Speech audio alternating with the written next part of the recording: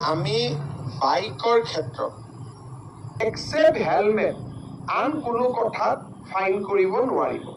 আসসালামু আলাইকুম এভরিওয়ান, কি খবর সবার, কেমন আছেন সবাই? আশা করি সবাই ভালো আছেন। তো আজকে আমি আইলাম আনাগরের সামনে, সবাই দেখাইবেন আজকে কি একটা খবর।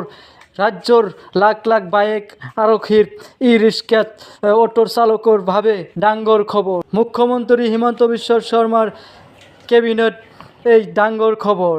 রাজ্যর আহিগল নতুন নিয়ম।